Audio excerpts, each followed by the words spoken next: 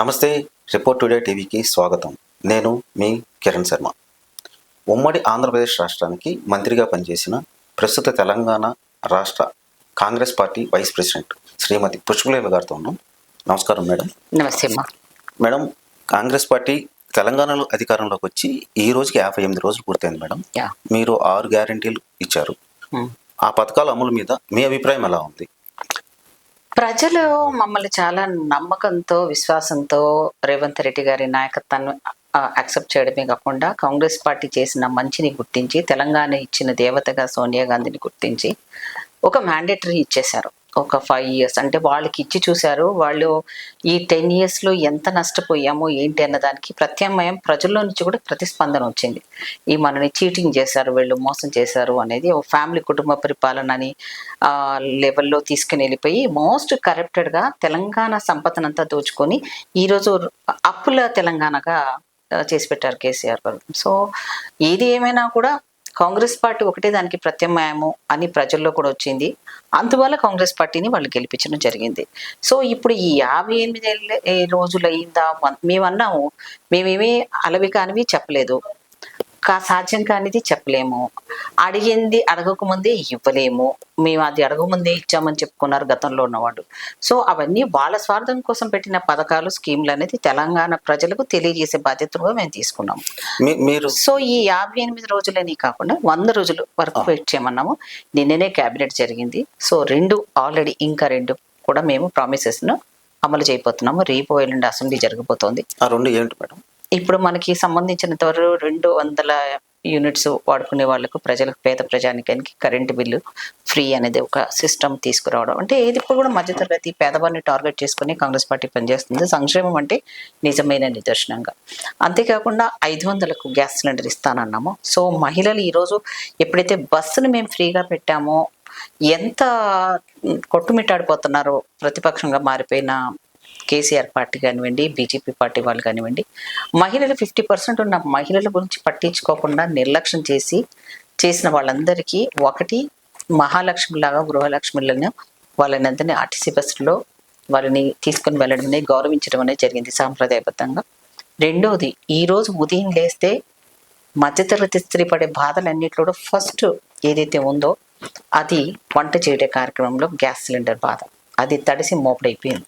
So దాన్ని భరించలేకుండా సబ్సిడీల మీద, అంటే చక్రవడ్డీ, అంటే మామూలుగా మోడీ గవర్నమెంట్గా ఎలా అంటే వడ్డీ మీద చక్రవడ్డీ వేసినట్టుగా సబ్సిడీల రూపంలో రాష్ట్ర గవర్నమెంట్ అండ్ కేంద్ర ప్రభుత్వాలు ఇద్దరు కలిసిపోయి బరువు మీద, ఎందుకంటే ఆ సబ్సిడీ మీద ఇంకో సబ్సిడీ అదనంగా పెంచి ఈరోజు వంట చేసుకుందామంటే ఆలోచించుకునే పరిస్థితి నుంచి తప్పించి మేము ప్రజలకు హామీ ఇవ్వడం జరిగింది. మా గవర్నమెంట్ వస్తుందని రేవంత్ రెడ్డి గారు ఉమెన్స్ను, అంటే మా మహిళా లోకానికి ఒక వరంగా ఈ 500 రూపాయలకి గ్యాస్ ఇవ్వడం అనేది జరుగుతుంది. ఇక ఇందులో లాభ నష్ట ఏమీ లేదండి. పేదవాడు 3 ముద్దలు తినాలంటే, అన్నం వండుకోవాలంటే కూడా ఈరోజు అది పెట్టాలి అంటే, అంటించాలి, వంట చేయాలంటే ఆలోచించుకునే పరిస్థితి ఉండింది. సో ఇప్పుడు అది ఏమన్నా కానీ తమే భరిస్తాము సంక్షేమం దృష్ట్యా. సో అది కూడా ఈ అసెంబ్లీ సమావేశాల్లో పెట్టబోతున్నాం. ఇది చాలా గుడ్ న్యూస్ అండి మాకు. ఎప్పుడు చేస్తారు అని కుర్చీ మీద మేము వచ్చి కూర్చున్న మొదలు నిద్ర కూడా పడుతుందో లేదో ఎవరికి, హరీష్ రావుకి, కవితమ్మకి, అలాగే కేటీఆర్కి, తర్వాత కేసీఆర్కి, ఈ నలుగురు తప్ప ప్రజలు ఎంత బాగా అర్థం చేసుకొని మీరు ఖాళీ చేసిపోయిన ఖజానాన్ని తెలిసి డిపార్ట్మెంట్ వైజ్గా మేము రివ్యూ చేస్తూ ఉంటే ముఖ్యమంత్రి గారు, మంత్రులు ఎప్పుడు జరగని దొంగతనాన్ని బయటపెట్టాయండి. ఇంత పెద్ద దొంగల్ని ఎక్కడా చూడలేదండి. ప్రజాస్వామ్యాన్ని అపహాస్యం చేయడమే కాకుండా ఫైల్స్ని మాయం చేశారండి. డిపార్ట్మెంట్ ఫైల్స్, ఏ డిపార్ట్మెంట్లో ఫైల్స్ దొరకకుండా చేశారు. అంటే వాళ్ళకి తెలియకుండా జరిగింది కదా, ముందే వాళ్ళకి ఇంటెలిజెన్స్ రిపోర్ట్స్ కేసీఆర్ గారికి వచ్చింది కాబట్టి ప్రతి డిపార్ట్మెంట్లో ఫైళ్ళు మాయమైపోయినాయి. అయినా వదిలిపెట్టే ప్రసక్తి లేదు. మా రేవంత్ రెడ్డి గారు ఆల్రెడీ చెప్పారు, వదిలిపెట్టే ప్రసక్తే లేదు.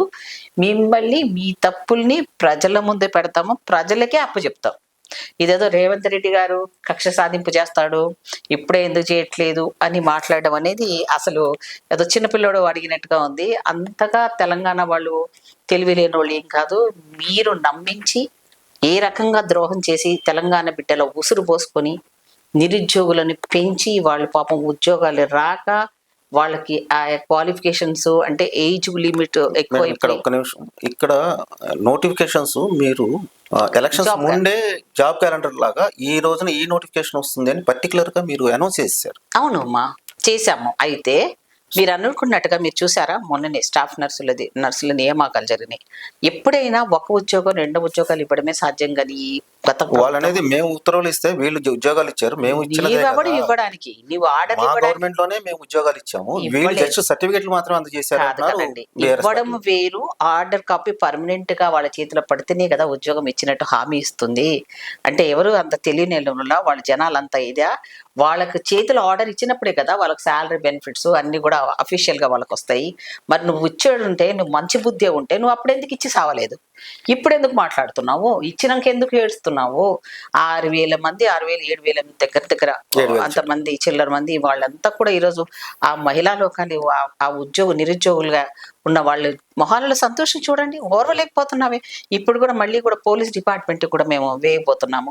సో ఇట్లా అట్లాగే గ్రూప్ 1 గ్రూప్ 2 కూడా నోటిఫికేషన్ రాబోతా ఉంది. సో ఎవరైతే ఏజ్ బార్ అయిన వాళ్ళనో, నేను ప్రత్యేకంగా మా ముఖ్యమంత్రి గారికి నేను రిక్వెస్ట్ చేస్తాను, అదేంటంటే పాపము ఏజ్ బార్ అయిపోయిన వాళ్ళని ముందు, ఎవరైతే ఎలిజిబిలిటీ కోల్పోయారో ఏజ్ పరంగా, వాళ్ళని గవర్నమెంట్ సహృదయంతో వాళ్ళని అందరినీ పిలుచుకొని వాళ్ళకి ఏదో రకంగా ఉపాధి అవకాశాలు కల్పించాలి. అది ఒక పెద్ద ప్రోగ్రామ్గా పెట్టాలనుకుంటున్నాను. ఫర్ ఎగ్జాంపుల్, వాళ్ళకి స్కిల్ డెవలప్మెంట్ ట్రైనింగ్ ఇచ్చి బ్యాంక్తో ఏదైనా లింకప్ చేసి వాళ్ళకు నిరుద్యోగ సమస్య నుంచి విముక్తి చేసి వాళ్ళే సెల్ఫ్ ఎంప్లాయ్మెంట్ కానీ ఇవ్వగలిగితే, గవర్నమెంట్ దానికి గ్యారంటీ స్కీమ్ను అటాచ్ చేయగలిగితే, ఇది నిజంగా కూడా ఈ రోజు ఆత్మహత్యలు చేసుకున్న ఆ తమ్ముళ్ళు ఎంతమంది చనిపోయారు? చాలా మంది చనిపోయారు. మిగతా తమ్ముళ్లకు, మిగతా ఎవరైతే నిరుద్యోగులు ఉన్నారో యువతి యువకులు, వాళ్ళందరికీ మా రేవంత్ రెడ్డి గారి ఆధ్వర్యంలో ఇది చేయాలని నేను ప్రత్యేకంగా విజ్ఞప్తి చేస్తున్నాను. చేస్తారు కూడా రేవంత్ రెడ్డి గారికి. ఈ రకంగా సపరేషన్ చేయాలి. ఈ స్టాటిస్టిక్స్ తీసుకొని చేస్తే ఇది చాలా బెటర్ ఉంటుందని చాలా ఉపయోగకరంగా ఉంటుంది. చాలా ఉపయోగకరంగా ఉంటుంది. వాళ్ళు డిప్రెషన్లకు వెళ్ళిపోయి, అమ్మాయిలు పెళ్లిళ్ళు కావట్లేదు, వాళ్ళకి డిప్రెషన్లకు వెళ్ళిపోతున్నారు.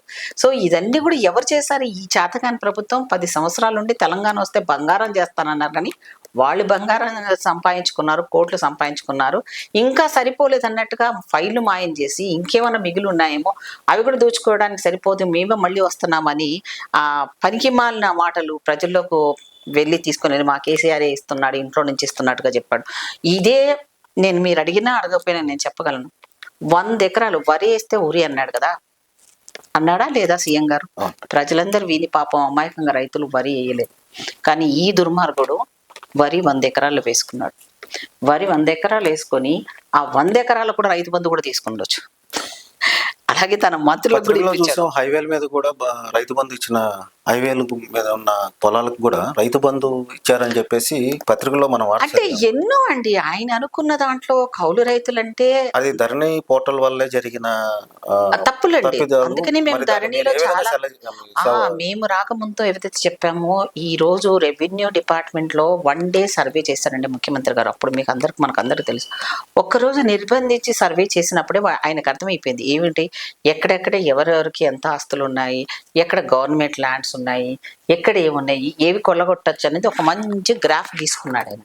దాని ప్రకారంగానే ఈ ల్యాండ్స్ అన్ని కూడా తీసుకొని వాటిని ఆక్షన్ వేసేసి ప్రజలకు సంబంధించిన పేదవాడికి 2 డబుల్ బెడ్రూమ్ల ఇల్లు కట్టించడానికి చేతగాని కేసీఆర్ గారు ఆ భూములను వేలం వేసి కొన్ని వేల కోట్ల రూపాయలు తీసుకొని వాటిని అన్ని కూడా ఎలక్షన్ ఫండ్ ఈ ధరణిలో ఉన్న అవకతవకలను ఏం చేస్తాడంటే, రెవెన్యూ వ్యవస్థను మొత్తం కూడా నిర్మూలించే దిశగా ఎవరైతే ఆ రోజులు, ఇందులో చాలా పెద్ద కుట్ర ఉందండి, అది చాలా మామూలు జనాలకు తెలియదండి.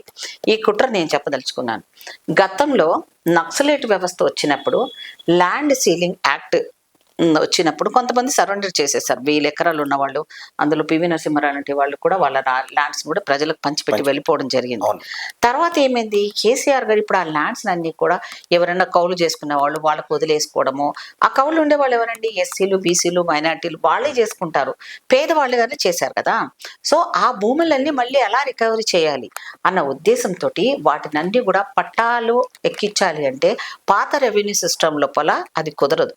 అందుకని ఆ రెవెన్యూ సిస్టంలో ఉన్న వాళ్ళందరినీ ఇంటికి పంపించేసి ఈయన అనుకున్నట్టుగా 1000 ఎకరాల భూముల్ని మళ్ళీ ఓనర్స్ కి అంటగట్టాడు. ఆ ఓనర్స్ కి అంటగట్టి వాడి భూమి వాడికి ఎక్కడుందో మర్చిపోయిన అనుకున్న వాడి అకౌంట్ లో కూడా వాళ్ళకి డబ్బులు పడడం జరిగింది. వాడు వ్యవసాయం చేస్తున్నాడా, చేయట్లేదా, ఏమీ లేదు. వ్యవసాయం అంటే భూమి ఉంటే చాలు, డబ్బులు వేయడం జరిగింది. అట్లా ఎంతో మంది డబ్బులు ఉన్న రైతులకి, అంటే ధనిక వర్గంలో ఉన్న రైతులు దాన్ని ఎలాంటి అందులో నుంచి ఉత్పత్తి కూడా చేయించుకోలేక వ్యవసాయం చేయకుండా పడేసిన భూములకు కూడా అలా ఇవ్వడం జరిగింది. సో అందులో మల్లారెడ్డి లాంటి మంత్రి లాంటి వాళ్ళకు కూడా లక్షలు, నెలకు లక్షలు పడ్డాయి. మరి ఇచ్చింది ఎవరికయ్యా అంటే అరెకరం, ఒక ఎకరం ఉన్న వాళ్ళకి అవి పడడం జరిగింది. అంటే వీళ్ళని ముందు పెట్టి వెనక నుంచి పెద్ద గేమ్ ఆడాడు. సో ఈ గేమ్లో కౌలుదారు నేను ఇవ్వను అంటాడు. ఎందుకు ఇవ్వడు? నువ్వు గవర్నమెంట్ యాక్ట్ ప్రకారంగా గవర్నమెంట్ ల్యాండ్లో మీరు ఎక్కడన్నా చూడండి, సిటీలో ఎవరైనా గుడిసెలు వేసుకున్నా లేకపోతే పర్మనెంట్గా ఒక 10 ఏళ్ళు 15 ఏళ్ళు కనుక ఉండుంటే ఒక జీవో ఉంది. అంటే మీరు గవర్నమెంట్ ల్యాండ్లో మీరు ఇన్ని ఏళ్ళు ఉన్నారు కాబట్టి మీరు ఏదో గవర్నమెంట్ కొంత కట్టండి, కట్టిన తర్వాత మేము రెగ్యులరైజ్ చేస్తామని ఒక యాక్ట్ ఉందండి. మరి అలాంటిది మరి వీళ్ళది ఎందుకు చేయకూడదు? అట్లా వీళ్ళని ఎందుకు రెగ్యులరైజ్ చేయకూడదు? వీళ్ళకే ఎందుకు భూములు ఇవ్వకూడదు? వాడు వదిలేసిపోయిన భూముల్ని వీళ్ళు సంరక్షించడమే కాకుండా అందులో వచ్చిన పెట్టుబడులు పెట్టి దానికి మళ్ళీ అంటే ఫసల్ బీమా పథకాన్ని కేంద్ర ప్రభుత్వం పెట్టిందన్నారు ఇద్దరు జోడిదారులే, కానీ దాన్ని అమలుపరచకుండా రైతుకు ఏ రూపాయి కూడా రాకుండా రైతులు ఆత్మహత్య చేసుకున్నట్టు చేసిన వీళ్ళు ఈ భూములకి మళ్ళీ వాళ్ళని తీసుకొచ్చి ఓనర్లను లేపి, నిద్ర పడుకున్న వాళ్ళని లేపి ఈ కౌలుదారు వాళ్ళని మొత్తం కూడా వెలేసే పని చేశారు. సో కౌలుదారు పెట్టుబడికి గ్యారంటీ లేని ప్రకృతి మీద సేద్యం చేసుకునే ఈ వ్యవసాయంలో ఎప్పుడు కూడా దాన్ని ఇండస్ట్రీగా ఎప్పటిదాకైతే గవర్నమెంట్లు గుర్తించరండి, యాజ్ మై నా నాలెడ్జ్ అండి, ఏ ఇండస్ట్రీస్ కైనా అండి లాస్ అయితే దానికి కొంత పర్సంటేజ్ రికవరీ ఉంటుంది, ఇన్సూరెన్స్ ఉంటుంది ఏ ఇండస్ట్రీ పెట్టినా. కానీ అగ్రికల్చర్ని మాత్రం ఇండస్ట్రీగా చూడటం లేదు. అది వస్తే వచ్చింది, పోతే పోయింది అనుకుంటున్నారు. కానీ ఈ సిస్టంలో కూడా రెవెన్యూలో సంస్కరణలు చేపట్టాలి. ఇంతవరకు ఏ దేశంలో చేయింది నన్ను కనుక వీళ్ళు అడగాలి. కానీ ఆ రోజున్న ఆర్థికవేత్తగా ఉన్న మన్మోహన్ సింగ్ గారి లాంటి మైండ్ సెట్లో సబ్సిడీలు ఎవరికి ఇవ్వాలి, ఇవ్వకూడదు, ఆర్థిక వ్యవస్థ ఎందుకు ప్రక్షాళన ఎందుకు చేయాలి, దీనికి చేంజ్ చేయాలన్నప్పుడు అప్పుడు ప్రతిపక్షాలు ఉన్న వాళ్ళు వ్యతిరేకించారు. కానీ అది కరెక్ట్ సిస్టమ్. డబ్బున్నవాడు ఎవరు, డబ్బు లేని వాడు ఎవరు, వాళ్ళకి ఐదు అంటే మామూలుగా ఒక వాళ్ళని కరెక్ట్గా క్యాలిక్యులేట్ చేసి ఎవరికి చెందాలో పేదవారికి చెందే రకంగా పథకాలు ఉండాలి తప్ప అన్ని పథకాలు అందరికీ అప్లికేబుల్ అనే లెవెల్లో చేసి ఈరోజు ధరణి అనే పోర్టల్ను మేము అందుకే అన్నాం, వాటిని మళ్ళీ మేము చూస్తాము, దాన్ని అవసరం అనుకుంటే మార్చేస్తాము, పేరు మారుస్తాము, అన్ని మారుతాము, యథాస్థితికి పెట్టడానికి మళ్ళీ కూడా ఎలాంటి మాకు ఎవరైనా అడ్డంకులు పెట్టినా మేము ఊరుకునే ప్రసక్తే లేదు. ఎందుకంటే అందులో దొంగలు ఎవరు అంటే వీళ్ళే, ఈ నలుగురే. కొన్ని వేల ఎకరాలు అసైన్మెంట్ల భూములు, పట్టా భూములు చేసుకోవడం కానివ్వండి, అసైన్ భూములను బలవంతంగా లాక్కొని గవర్నమెంట్ బిల్డింగ్లు కట్టడం కానివ్వండి, లేకపోతే వాళ్ళకి కనీసం వాళ్ళ పొలంలో అంటే వాళ్ళకి మళ్ళీ ఏదైనా పేమెంట్ చేసి వాళ్ళకు కనీసం వాళ్ళకి తృప్తిపరిచే విధంగా ఇంకో దగ్గర ల్యాండ్ అలొకేట్ చేయడమో ఇంకేదైనా చేయడం అన్నది ఫెసిలిటీస్ కూడా ఏమి ఇవ్వకుండా పేదవాడిని నిర్దాక్షిణంగా అంతెందుకండి. కేసీఆర్ గారు ఫామ్ హౌస్ కట్టుకున్నాడు. ఆయన పొలం ఎక్కడైతే ఉందో ఆయన దానికోసం గనక మీరు వాసాల మరి అని ఉందండి, మీరు ఒకసారి నేను వస్తానంటే నేను వస్తాను, నాకు ఆయన దత్తత తీసుకున్నాడు కదండి. నేనైతే ఎయిట్ చేశాను లిటరల్ గా వీడియోస్ ని చూస్తే. ఆయన వెళ్ళే దారిలో లిటరల్ గా మంచిగా ఉన్న ఇళ్ళను కూలగొట్టేసి ఒక ముసలావిడండి, ఎంత అండి పాపం ఇట్లా షీట్లు కట్టుకొని ఉంటున్నారు, మధ్యలో ఇల్లును పడగొట్టేస్తే చిన్నపిల్లలు వేసుకొని ఎండకు వానకు ఉండలేకపోతున్నారు. ఈయన మాత్రం ఫామ్ హౌస్ కోసం అని చెడగొట్టిన ఇళ్ళని ఎంతండి పేదవాడు ఉసురు పోసుకొని అవి కట్టించడం పెద్ద పని అండి. అవి కట్టించడం డెఫినెట్ గా ఇప్పుడు నేను మా ముఖ్యమంత్రి గారు కూడా మేమందరం కూడా ఒక రిక్వెస్ట్ చేద్దాం, పర్టికులర్ గా నేను ఇది చేయదలుచుకున్నాను. ఎందుకంటే ఎప్పుడైతే కొండ ఎక్కడ ఉందో మంద అక్కడ పెట్టాలి. ఈయన ఎక్కడైతే చేశాడో, ఎక్కడైతే తను ఉంటున్నాడో ఈయన డిఫేమ్ చేయాలంటే నిజంగా కూడా అదే కరెక్ట్ ప్లేస్. వాసాల మరిలో వెళ్ళి వాళ్ళకందరికీ ఇళ్ళు అలొకేట్ చేయించే బాధ్యత కాంగ్రెస్ పార్టీ వాళ్ళ మేమందరం తీసుకోవాలి. అలాగే నేను దాన్ని సూచిస్తాను. డెఫినెట్ గా అక్కడికి వెళ్ళి ముఖ్యమంత్రి గారి దృష్టికి ఇన్ని ఇళ్ళు వెంటనే ఇమీడియట్ గా కలెక్టర్ గారి ఆధ్వర్యం లోపల శాంక్షనింగ్ ఆర్డర్స్ ఇచ్చి వాళ్ళకి ఇల్లు కట్టించి వాళ్ళకు భద్రత కలిగించి, పాపం వాళ్ళకి కోల్పోయింది, వాళ్ళకు ఉండే కనీసం ఇల్లును ఇవ్వకపోయినా పర్వాలేదు, ఉన్న ఇల్లును కూలగొట్టి దారిద్ర్యమైన లెవెల్లో ముఖ్యమంత్రి గారు చేశారు. కాబట్టి ఈయన మాట్లాడేది నమ్మొద్దని మేము దాన్ని ఫోకసింగ్ గా చేస్తే జనాలు ఇంకా కూడా కాంగ్రెస్ పార్టీ లెవెల్లో ధరణిలో జరిగిన అవకతవకల వల్లే ఇప్పుడు కొత్తగా వచ్చిన కాంగ్రెస్ ప్రభుత్వం 2 ఎకరాలకు మాత్రమే రైతు బంధు కార్యక్రమం డిపాజిట్ చేసింది అనుకోవాలా, లేకపోతే ఖజానాలో డబ్బు లేక దాన్ని ఇంకా మేము ఎలా ఉండాలి ఏంటి అనేది దాని ప్రఫార్మా ఇంకా తయారు చేసుకోలేదు. అంటే ఎవరికి చెందాలి అంటే బిలో పవర్టీ లైన్ లో అది ఏ రకంగా ఉండాలనేది రూపకల్పన చేస్తాం. ఎలా అంటే అందులో అన్ని చూస్తాము. అంటే వైట్ కార్డు ఉన్నాడా, పేదవాడు ఉన్నాడా, నిజంగా వాడికి ఎలాంటి ఆధారాలు లేవు, ఒక వ్యవసాయం మీద ఆధారపడి ఉన్న వాడికి అయితే ఖచ్చితంగా అలాంటివి తీసుకున్నప్పుడు అది 2 ఎకరాల, 5 ఎకరాల, 10 ఎకరాల ఏది అన్నది కేబినెట్ నిర్ణయం సీలింగ్ పెట్టదలుచుకున్నారు, ఇన్ని ఎకరాలు పెడతారు నిర్దేశిస్తుంటారు. అది నిజంగా కూడా మ్యాడెంట్ చేస్తారు, కేబినెట్ నిర్ణయం తీసుకుంటుంది. తప్పకుండా ఏవి ఎన్ని ఆపినా సరే రైతులు మాత్రం ఎక్కడ కూడా ఆపకుండా వాళ్ళ అకౌంట్లో ఆ డబ్బులు గ్రీన్ ఛానల్స్ ద్వారా పడేటట్టుగా చేస్తాం. ఉపాధి హామీ పథకం మన్మోహన్ సింగ్ గవర్నమెంట్ ఉన్నప్పుడు మొట్టమొదటిసారిగా ప్రారంభించడం జరిగింది. అవునండి, అవునండి. అది దాన్ని ఒక పరిశ్రమగా గుర్తిద్దామని ప్రస్తుతం ఉన్న నేను కూడా అదే చెప్తున్నాను. నేను అటువంటిది వ్యవసాయ రంగాన్ని పరిశ్రమగా ఎందుకు గుర్తించట్లేదు? నేను అదేగా చెప్పింది ఇప్పుడు మీకు. ఈ దేశ దౌర్భాగ్యం అది. 70% వ్యవసాయదారులు ఉన్న మన దేశము, మనం ప్రపంచ దేశాలకు కాదండి, మొత్తం ఈ ప్రపంచ దేశాలకు అన్నం పెట్టే అన్నదాతగా మనం ఉండొచ్చు. మనకు అన్ని రైట్స్ ఉన్నాయి, అంత సోర్సెస్ ఉన్నాయి, అంత నేచర్ మనకు బ్లెస్సింగ్స్ ఉన్నాయి. సో దీన్ని ముందు ఓట్ల కంటే ముందు దాన్ని చెప్పుకొని ఆ తర్వాత వాళ్ళ చావుని ఎదురు చూస్తూ ఉంటారు వీళ్ళు. ఇది తప్పు అని నేను ఎప్పటి నుంచి చెప్తున్నా. గ్రామీణ ఇప్పుడు ఏదైతే ఉపాధి హామీ పథకం ఏదైతే ఉందో కాంగ్రెస్ పార్టీ పెట్టిన దాన్ని, అది నిజంగా కూడా దాన్ని వేస్ట్ గా ఉపయోగించుకోవడం వల్ల దానివల్ల నష్టం ఏం జరిగిందంటే, ఒకటి వ్యవసాయ కూలీలు దొరకడం మానేశారు. ఎందుకంటే ఇలా వెళ్ళి ఒక గంట సేపు పని చేయగానే 100-200 ఇచ్చేస్తున్నారు, వాళ్ళకి ఆ పూటకి వెళ్ళిపోతుంది శుభ్రంగా. అది ఎంత చేస్తారో అందులో చాలా వరకు కూడా మిస్టేక్స్ అధికారులు కొంతమంది చేయడము, ఆ డబ్బులు నిరుపయోగంగా వాడుకోవడం అనేది చాలా వరకు చాలా మించి డబ్బులు తినేశారు. సో సరే, గతంలో తిన్నారా, అయిపోయింది. అది మంచి ఉద్దేశంతో పెట్టిన దాన్ని నేను గతంలో కూడా నేను బీజేపీలో ఉన్నప్పుడు రాసిచ్చాను, అండ్ నేను కాంగ్రెస్ లో ఉన్నప్పుడు కూడా రాసిచ్చాను, టీడీపీలో ఉన్నప్పుడు కూడా రాసిచ్చానండి డైరెక్ట్ ముఖ్యమంత్రి. కానీ ఎవరు దాన్ని పట్టించుకోలేదండి. ఇప్పుడు రేవంత్ రెడ్డి గారు కూడా నేను రాస్తాను. దీన్ని రాహుల్ గాంధీ గారి దృష్టికి మేము తీసుకొని వెళ్తే ఆయన ఏం చేశాడు అంటే ఆల్రెడీ అనౌన్స్ కూడా చేశాడు. ఏమన్నాడు అంటే దీన్ని వ్యవసాయానికి అనుసంధానం చేస్తాము అన్నాడు. అప్పుడు మాకు వ్యవసాయ కూలీల కొరత ఉండదు. వీళ్ళకి ఆ కూలీ ఏదైతే ఇస్తామో, ఎవరైతే వ్యవసాయదారుడు ఉంటాడో అది మేము ఏదైతే 5 ఎకరాల 10 ఎకరాలు అని అనుకున్న వాళ్ళకి మాత్రమే వీళ్ళు వెళ్ళాలి. ఏదో 100 ఎకరాలు ఉన్నోడి దగ్గరికి, ఆసామి దగ్గరికి వెళ్తే వాళ్ళ రేటు వేరు.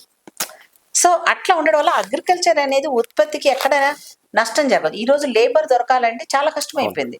పోనీ మనం ఉన్న ఇండియాలో ఉన్న దౌర్భాగ్యం ఏంటంటే, ఒక చైనా 500 ఎకరాలు ఒక్క రైతు మొత్తం దున్నేసి చేసే టెక్నాలజీని, అలాంటి టెక్నాలజీని మనం ఉపయోగించుకో. ఎందుకంటే మనకు ఇక్కడ మానవ వనరులు ఎక్కువ దొరుకుతాయి. సో మనం వీటిని తక్కువగా పెంచుకుందామని టెక్నాలజీ వాడకపోవడం మన దౌర్భాగ్యం. ఇప్పుడు మనం ఏం చేయాలంటే రెండు అనుసంధానం చేయాలి, రెండింటిని కలపాలి. ఎక్కడైతే అవసరం అనుకుంటే తప్పనిసరిగా మనుషులు వాడాలనుకునే దగ్గర మనుషులు వాడుతూ, మిగతా వాటిని మనం మిషనరీస్తో వాడినట్టయితే ఉత్పత్తి రంగంలో కూడా బాగా గణనీయమైన. సో ఇట్లా వ్యవసాయాన్ని ఎవరైతే సరిగా గుర్తిస్తారో ఈ దేశము నిజంగా చాలా బాగుపడుతుంది. జై జవాన్ జై కిసాన్ అని చెప్పిన కేంద్ర ప్రభుత్వాలు కిసాన్ ను చాలా నిర్లక్ష్యం చేసి 3 నల్ల చట్టాలను తెచ్చి మళ్ళీ దిక్కుమాలిన చట్టాలు ఇవి తప్పు అని తెలుసుకొని వాళ్ళకి సారీ చెప్పిన ప్రధానమంత్రి ఇప్పటి వరకు ఈ 10 ఏళ్ల కాలంలో ఎలాంటిది కూడా రైతులకు చేసిన సందర్భాలు లేవు. రైతులను హింస పెట్టడమే తప్ప ఏ రకమైన చేయలేదు. ఇక్కడ కాపీ మాస్టర్లు అయిపోయారు. ఇక్కడ రైతు బంధు ఇచ్చాం కాబట్టి నేను ఇస్తానని చెప్పి ఒకరిని చూసి ఒకరు చేశారు తప్ప అవి కూడా ఎంతవరకు పనిచేస్తున్నాయో, అది ఎంతవరకు ఆదుకుంటున్నాయి అనేది మాత్రం లేదు. సో ఈ రోజు పరిస్థితి ఏంటంటే, అసలు నాకు అనిపిస్తుంది ఈ రైతులకి ఎందుకు ఇంత బాధ.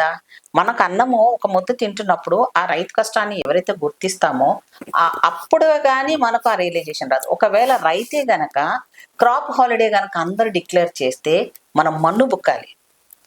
అప్పుడు ఏ ప్రభుత్వాలు ఉంటే ఏంటి, ఎవరు ఉంటే ఏంటి, రైతుల పక్షాన మనం అన్నమే లేకపోతే మనం ఎక్కడ ఉంటాం. సో అన్నాన్ని గుర్తించాలి, ఆ శ్రమను గుర్తించాలి. రైతు ఇంటికి మనం వెళ్ళాలి. వెళ్ళి నీ కాలు మొక్కుతాను రా బాబు, నీ భూమి ఉంది కదా, నాకు కొన్ని డబ్బులు తీసుకొని నువ్వు 50 నేను 50, లాభం వస్తే నీకు నాకు సగం సగం. ఇప్పుడు ఇటీవల కేంద్ర ప్రభుత్వం బడ్జెట్ ప్రవేశపెట్టింది మేడం, నిర్మలా సీతారామన్ గారు. తెలంగాణకి న్యాయం జరిగిందని అనుకుంటున్నారు? అసలు ఆ నిర్మలా సీతారామన్ ఆ పోస్ట్ కు అన్ఫిట్. ఆవిడ 6 బడ్జెట్లు ప్రవేశపెట్టింది మేడం. ఇప్పటి వరకు ఒక స్త్రీగా గౌరవించాలన్న ఒక మాటకు తప్ప మిగతా అంశాలలో ఆవిడ ఏ రకం కూడా సూటబుల్ పర్సన్ కాదు.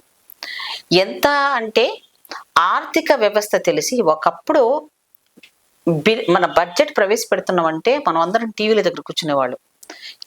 ఏవి తక్కువ వస్తుందో, ఏది మన ప్రజలకు ఉపయోగం వస్తుందో, ఏం అనౌన్స్మెంట్ జరుగుతుందో అనేది మనం చాలా ఆసక్తిగా చూసేవాళ్ళం. ఈరోజు దాన్ని కుదించేసి వచ్చిందో పర్స్ లాగా ప్యాకెట్ లాగా పట్టుకొని వచ్చింది ఆవిడ. అంటే దాన్ని కూడా అపహాస్యం చేసింది ఆవిడ. అండ్ ఆమె నాలెడ్జ్, ఆమె ఎంతో మేధావి అనుకుంటది, కానీ ఆ మేధాతత్వాన్ని ఈ భారతదేశ వ్యవస్థలో ఆమెను క్షమించదు. ఆర్థిక వ్యవస్థలో జరిగిన ఇవైతే ఫైనాన్స్ డిపార్ట్మెంట్లో ఉన్నప్పుడు కానీ నిర్మలా సీతారామన్ గారి చేతి లోపల ఈ బడ్జెట్ రూపకల్పన చూసినప్పుడు ఆవిడ మాట్లాడేది, ఒకరోజు మాట్లాడైతే ఫేటే అయిపోయింది పార్లమెంట్ లోపల. రెండో రోజు చూస్తే ఆవిడ దానికి చాలా ఇదిగా ఏదో ఒక దేశంలో ప్రపంచంలో ఒక మోడీ తర్వాత ఇంకా ఉద్ధరించినోడే లేడని, నువ్వెక్కడ, నీ మోడీ ఎక్కడ, నువ్వు వచ్చింది ఎంత, నీ టైం ఎంత, 10 సంవత్సరాల్లో ఈ దేశాన్ని మొత్తం నాశనం చేసి ఆర్థిక వ్యవస్థను కూలదోచి అదానీ అంబానీలకు అమ్ముడు పోయిన మీరు జీతగాళ్ళు, వాళ్ళ దగ్గర జీతగాళ్ళు. ఈ రోజు రాజకీయ వ్యవస్థలో, ఆర్థిక వ్యవస్థ నుండి ఇండస్ట్రీ లెవెల్లో ఉన్న ఇండస్ట్రీల తొత్తులుగా మారి మీరు ఈ రోజు నిర్మలా సీతారామన్ ఎవరిని అడిగి కనీసం కూర్చొని మేధావులతో చర్చించి దాన్ని ప్రవేశపెడతారు ఎప్పుడైనా.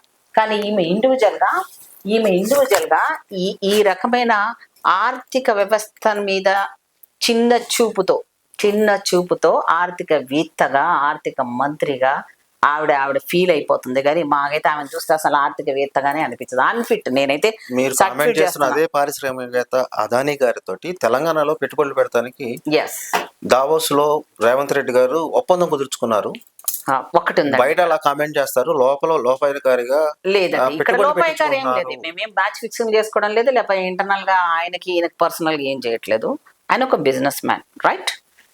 మోడీ చేసిన దానికి మోడీ ఎప్పుడన్నా వచ్చి కూర్చొని అవును ఎస్ నేను ఆయనను ఆహ్వానించాను, ఇక్కడ మనకు బిజినెస్ డెవలప్మెంట్ కోసము ఒక ఇండస్ట్రియలిస్ట్ నేను వెల్కమ్ చెప్పాను, నేనే దానికి బాధ్యుడిని చెప్పాడా?